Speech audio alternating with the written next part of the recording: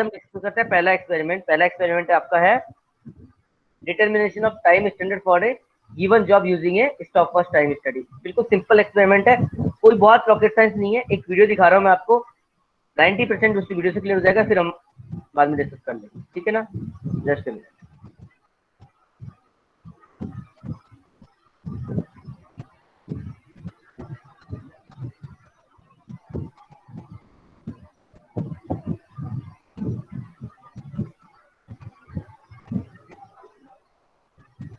Screen visible है क्या? Yes sir. एक बार वीडियो देखो फिर You will learn to determine standard time to perform an activity using stopwatch time study. This is a analog type of stopwatch. In your smartphones, you have a digital stopwatch. The time study is quite important and old concept of industry engineering. It is used for determining standard time to perform operations or to carry out a job. Now we can carry out this time study in two ways. One way is called snapback method. In this method, we note down the time to perform an activity by the stopwatch, and then we again reset this stopwatch to 0. On the other hand, in continuous method of time study by using stopwatch, we stop the watch after an activity, but we will not reset it to 0, but we will restart it. And you can, if you don't have this analog type of stopwatch, you in your smartphones you have a digital time in which when you measure the time of an activity, and if you are resetting it to 0 again and again, then we will call that snapback method. And if you are measuring time of an activity, then you stop again, and then you again restart it without the resetting, then it will be called continuous method. So when we should use snapback method? When you are measuring activities which are completed in longer time. They are consuming a lot of times, or they have longer cycle. Now, in this method, since for each activity time, we need not to subtract time for like for if you want to calculate the time for from second activity, so we need not to subtract the time taken for first activity. So by this way you can eliminate some errors which may occur while performing subtractions of the times. This continuous method is suitable when we are recording shorter cycle times for activities. But here we need not to add the activity times to calculate the complete cycle time to perform a job. Right. So each method has some of its advantage and disadvantage, but Other than advantage and disadvantage, when you have longer cycle times, you go for snapback method. And if your cycle times are very short, we can use continuous type of time stream. And the only difference is if you reset after calculating the time period of each activity or determining observed time of each activity, if you are resetting it, then it is called snapback, otherwise it is called continuous. Now, standard time is the time required by an average skilled operator. The operator should neither be semi-skilled or below skilled or over skilled. We standard time means a normal, you have a normal operator. Like you see here, pace is and it should work at normal pace, neither more than normal pace, nor it is below the normal pace. So here this is the normal pace. Here it is having higher or lower pace, sometimes higher and lower, but the pace should be normal to perform that activity, and it should perform a specified task using a prescribed method. So when we perform an activity, always there is a learning curve. If you perform any activity first time, you will take maximum time. And when we repeat the same task again and again, we learn from this. This is called learning curve. And after some time, the time will stabilize. Further, it will not, after few cycles, you will observe that initially from first to some few cycles, time exponentially decreases, but thereafter it stabilizes, or it becomes, you can say, steady state conditions of work. So we measure the standard time for an average skilled operator who is working at a normal pace and who has learned and he has understood the method to perform that particular task which is given to him. Now, how we measure the standard time, or we can determine the time? So there are few steps. First,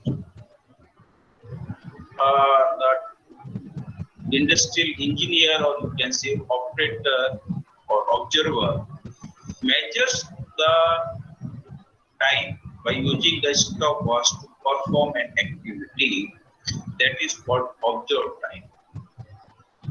Now, the person who is observing this time should be well experienced and well trained so that he can evaluate the performance of the worker who is performing on the job or doing the task. So there are two persons. One is person who is performing or doing some task on the job, and second person is the we can say observer or operator, or you can say industrial engineer. And who this observer is an experienced person, and he know about what is the normal pace. He has some idea about the normal pace of doing that work, and based on his or her experience, he should be able to evaluate whether the particular person which is doing the job is performing below the pace or faster than the normal pace. So, two things are done by the observer. One is that he measures the actual time taken by this worker to perform the job. That is called and with the help of this stopwatch. So that is known as observed time. Other than measuring this observed time, he assigns some performance rating to this worker. If the worker is doing his or her job at normal pace, then the operator assigns 100% performance rating.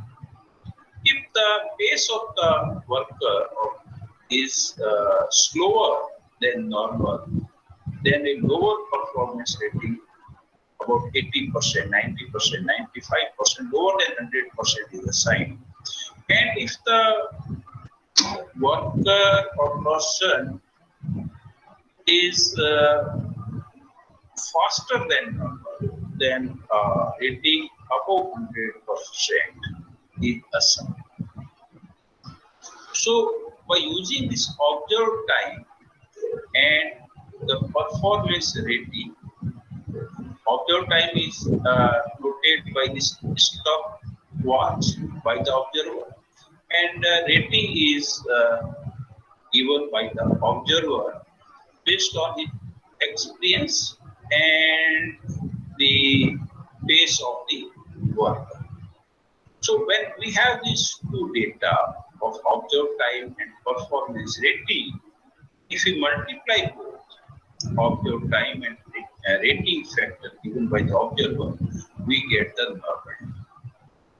Okay, so you will see here, if the rating factor is below 100%, it means the person is taking a longer time, right? So observed time will be more than that. So when you multiply this observed time by lower rating, you will get less time, normal time. Normal time would be lower than the observed time if the rating is below 100%. And it is understandable because rating is given below 100% when your worker is working at slower pace than normal pace. So he will take more time. So he will observe a longer time while the normal time was lesser than the observed time. Similarly, if the rating factor is higher than 100%, it means a person is working faster than normal. So in such a situation, observed time would be less than normal. So this rating normalizes this observed time. If anybody is taking higher time or more time than normal time, we give rating less than 100%. If somebody is, but you should know this calculation is not performed based upon the observer should not rate any person based upon the calculation of normal time. He should only note down the observed time, and based on his or her experience, he should rate the person's performance. Right. So after getting these two values, by using this relationship, we determine the normal time. And you may know that when rating factor is below 100%, the normal time would be less than observed time, and if your rating factor is more than 100%, your normal time would be greater than observed time. Okay. So after getting normal time, so first we observe the you can say task completion time, or you can say observed time. Then you multiplied it to rating factor, we got normal. Now, standard time is determined by adding allowances to the normal time.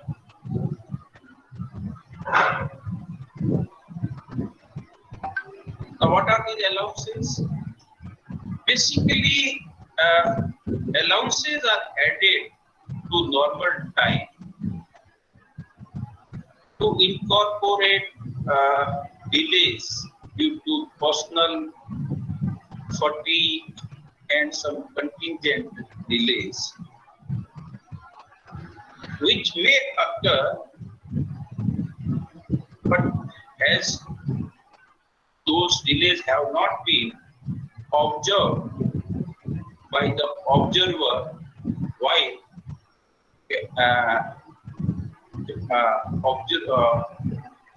of the time.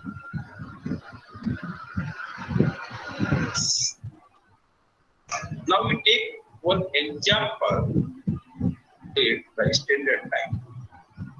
The time observed for an activity is 100 seconds. The operator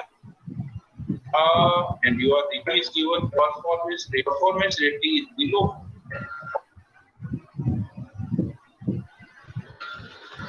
Now we need to add allowances to normal time to get the extended time.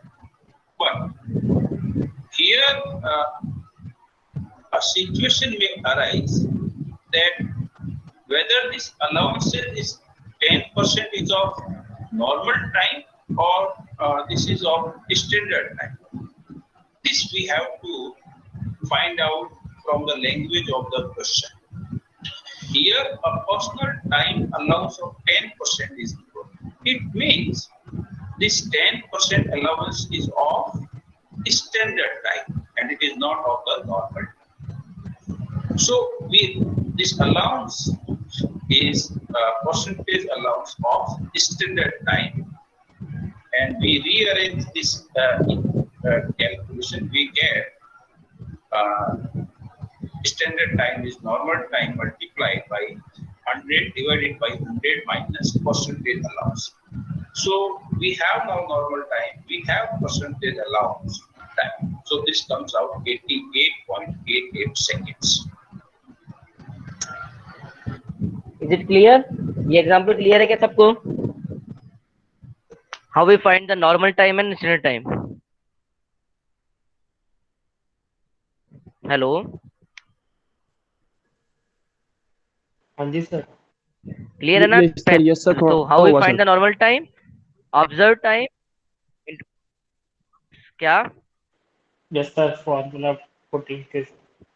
हाँ बिल्कुल simple चीज है. How we find the normal time? Observed time into the performance rating. And how we find the standard time? Normal time into the allowances. और allowances ये आपके example में already given है. But keep in mind allowances is for the standard time. standard time है उसी का जो allowances है उसी को हमें वैल्यू लेनी है, उसके अकॉर्डिंग हमारा नॉर्मल टाइम होगा. बहुत सिंपल चीज है, कोई बहुत टफ नहीं है. तो इसके अकॉर्डिंग हमें इस तरह से एग्जांपल है. और एग्जांपल देखना है क्या? या इट्स ओके. एक दो एग्जांपल और है इस वीडियो में, ले करूं या इज इट ओके? एक एग्जांपल और देख लो. Wait. Okay sir. Consider same problem, but here it is given that if the allowance of 10% of the total available time is to be given, then it will be the extended time. So all other data are same. In earlier case, the problem in which 10 available time is normal time would be same. Observed time multiplied by performance rating, it comes out 80 seconds. Now here the allowance is of given of the total available time, that is normal time. So here we perform, you can take normal time is common here. We put the values of percentage allowance and we get 88 seconds. So here extended time comes out 88. In earlier case, when it was of extended time, allowance, personal allowance of 10% of extended time, then we got the extended time equal to, and it was normal time multiplied 100 upon 100 minus percentage allowance. Here it is, extended time is normal time multiplied by 1 plus percentage allowance divided by 100. So here it comes out 88 seconds, earlier it was 88.88. So there are both two ways to calculate the standard time. Got it? In this example, we take the normal time allowances. Questions में clearly visible है allowances of 10% of the total available time. So here 10% is the allowances of the total. Total means the normal time. And in earlier example, we take the allowances as per the standard time. तो ये basic difference है कि आपको language पढ़नी की language में क्या लिखा हुआ है कि 10% of the total available time और 10% ऑफ द स्टैंडर्ड टाइम, उसके अकॉर्डिंग हम उसका अलाउंसेस की वैल्यू लेंगे. सिंपल टर्म्स है. ओके, तो these are the examples and how we find the normal time and standard time by the help of determine a stopwatch using a time study.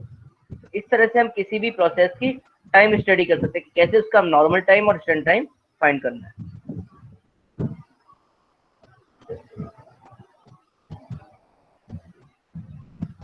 एक manual है, मैं वो भी आपके साथ शेयर कर देता हूँ.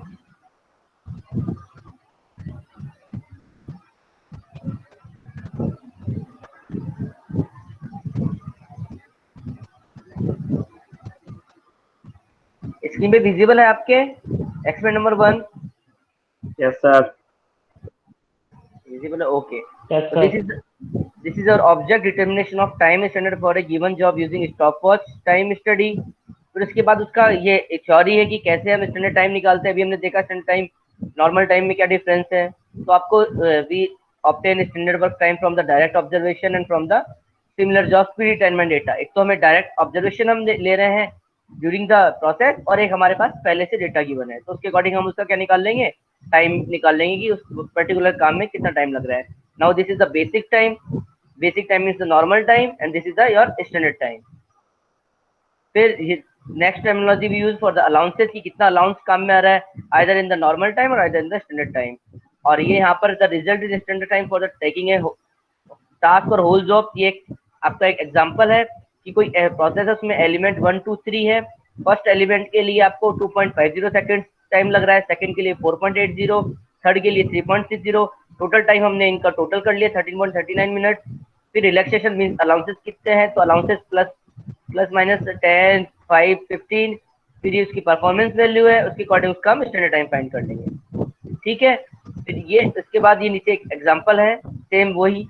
The observe time is recorded to be 15 minutes for a FOB done by a worker whose rating is 80%. तो performance rating is 80%. Following allowances are by the management. ये अलाउंसेस दे रखे हैं, performance need allowances, fatigue allowances, contingency allowances, contingency delay allowances. तो ये सारे allowances हम क्या करेंगे, टोटल कर लेंगे. फिर उसका बेसिक टाइम निकाल लेंगे, observe time into the performance rating.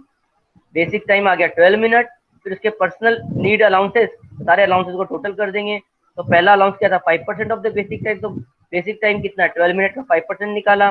Basic fatigue 2%, 1%. तो ये टोटल टाइम हो गया. टोटल अलाउंसेस को टोटल कर देंगे. और उसके बाद हमारा स्टैंडर्ड टाइम क्या होगा, work content means normal time plus contingency delay. तो जो डिले था उसके अकॉर्डिंग हमारा जो स्टैंडर्ड टाइम है that is 13 minute 12 second. So this is a very simple calculation. How we find that standard time by using the stopwatch. Clear है? Any doubt? I think clear है. बहुत tough नहीं है, बिल्कुल simple है. There are two terminology, normal time and standard time, and one other allowances. And keep in mind कि allowances हम कौन से follow कर रहे हैं, either for the normal time or either from the standard time given in the example. उसके according. तो ये फर्स्ट एक्सपेरिमेंट का जो मैनुअल है आपको यह मैं आपको शेयर कर दूंगा. तो आपको जो फाइल में है वो यही लिखना है जो मैंने भी आपको दिखाया. ठीक है ना? क्लियर है?